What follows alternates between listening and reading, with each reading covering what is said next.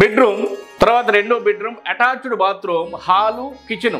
శంకుస్థాపన ఎప్పుడైనా సరే ఈశాన్యం అంటే స్థలానికి మొత్తానికి సంబంధించిన ఈశాన్యంలో కానీ లేదా గృహానికి సంబంధించినటువంటి ఈశాన్యం మూల శంకుస్థాపన చేసుకోవాలి.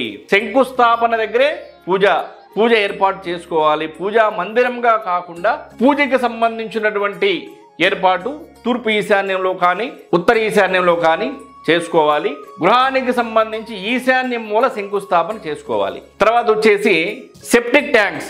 స్థలానికి సంబంధించి ఉత్తర వాయువ్యంలో సెప్టిక్ ట్యాంక్స్ పెట్టుకోవచ్చు.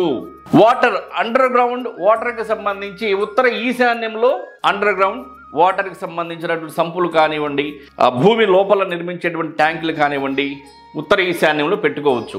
తర్వాత బోరు బావులకు సంబంధించి ఈశాన్యము నుండి నైరుతికి లైన్ దారం పట్టుకొని మార్కింగ్ చేసుకొని ఈ యొక్క నైరుతి కోణం ఈశాన్యం మూలన పడకుండా, అంటే ఈశాన్యం మూల గుంట వేయకూడదు.